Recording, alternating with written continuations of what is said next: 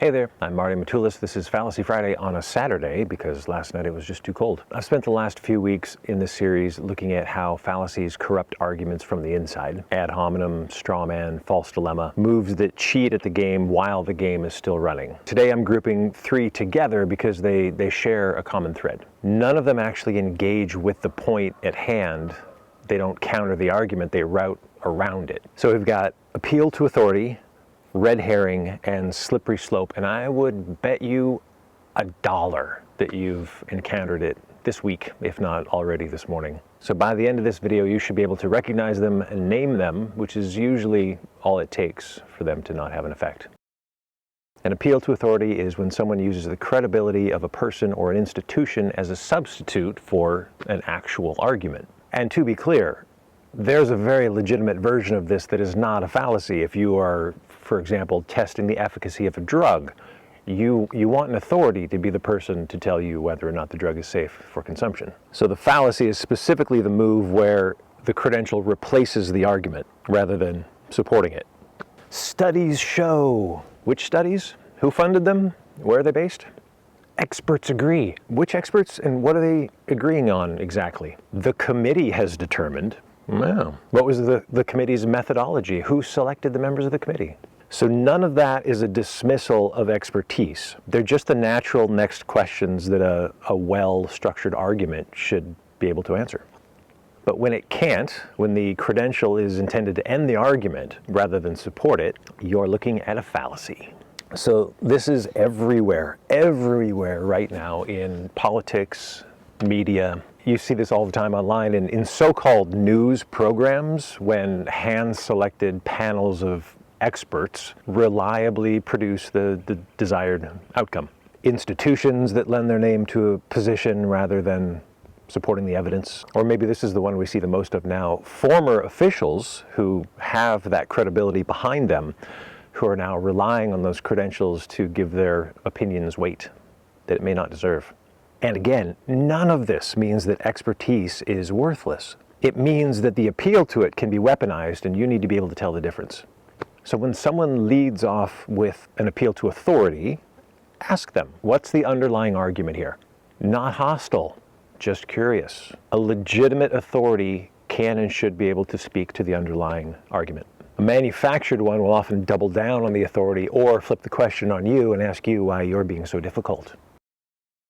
A red herring is an introduction of an irrelevant point designed to pull you away from the topic at hand. So the name comes from a training technique for hunting dogs. They would drag a smoked herring across the trail to throw the dogs off the scent. The goal was distraction, not misdirection. Just follow this instead.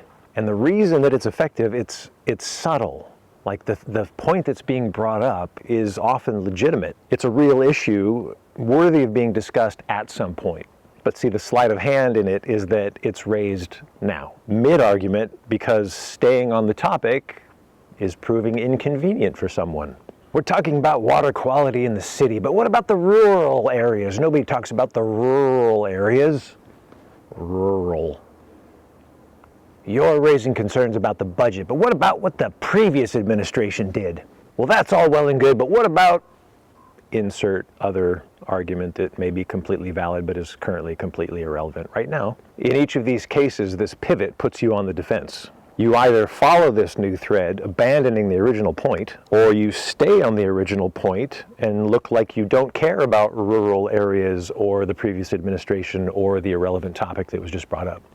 Red herrings are the structural backbone of news panels, political press conferences. A direct question gets asked. A tangentially related but safer topic gets brought up as an answer. So, and then the questioner either presses and looks aggressive or drops it. And either outcome serves the pivoter. The fire hose tactic that we'll discuss in a later episode is basically this, but at an industrial scale. Name the pivot out loud, calmly. That's an interesting topic. Let's go ahead and finish the first thing first before we move on to that. You're not dismissing the new topic, you are sequencing. And that also forces the person who pivoted to either return to the point or reveal that they don't wanna. In personal relationships, this shows up as the partner who responds to a grievance by bringing up other grievances, but not addressing the original point. Naming the pattern, not accusatorily, but observationally, is the first step toward a conversation that can actually land somewhere. A slippery slope argument claims that one event will inevitably lead to a chain of horrific outcomes, without demonstrating at all why each link in the chain would lead to the next one. And the key word is inevitable. Change is real, consequences cascade, and precedents matter, but none of that is fallacious. The fallacy is this inevitability claim, with the assertion that a reasonable step 1 will inevitably lead to a catastrophic step 7, with no discussion of how steps 2 through 6 could have been addressed as a means of avoiding cataclysmic step 7 where the world blows up. Well, if we allow this, then the next thing you know, they'll be doing that. Where does it end? Well, today it's X, tomorrow it's Y, and before you know it. So the rhetorical move is to attach a useful or desirable proposal to a genuinely frightening outcome, and then make you responsible for the frightening outcome if you support the reasonable proposal. Slippery slope is the foundation of a lot of the culture war rhetoric right now. Small policy changes can get extrapolated into civilizational collapse. It also runs the other direction. If we don't do this now, everything's going to unravel. Fear of action and fear of inaction are both valid targets for the same structure. Ask for the mechanism. Walk me through how this leads to this. And not combatively, but genuinely. If the chain is real, someone should be able to articulate the steps. And if they can't, if the argument devolves into, oh, that's just the way, or you should know, fallacy city. This can show up in relationships as catastrophizing. You bring up a valid issue, that issue gets turned into the worst possible outcome, and the original point is lost. So the response should not be dismissal. It's, hey, let's look at the actual next step, just the next one. So these 3 different fallacies are worth examining together because they all route around an argument rather than engaging with it. Appeal to authority says, trust the credentials rather than examining the evidence. Red herring says, hey, follow this thread, don't worry about that thread. And slippery slope says, fear the endpoint rather than examining the starting point. None of these are about the actual issue at hand. And these are all just maneuvers. They're ways of controlling what the conversation is about, when it ends, and who looks reasonable. And the defense against all 3 is the same in principle. Stay on the thread. Ask what the actual argument is. Ask how one thing leads to another. And notice when the subject changes, and then name it, but without heat.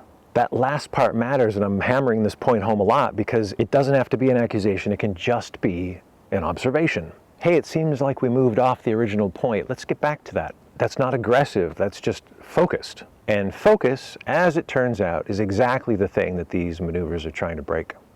Okie dokie, 3 more tools for the toolkit. Appeal to authority, red herring, slippery slope. The next series are going to go into a territory beyond classical fallacy. Tactics that don't just corrupt argument, they eliminate the possibility of having one. And that's where things start to get more personal and honestly more useful.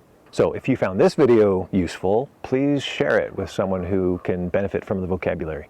And we'll see you next Friday or Saturday,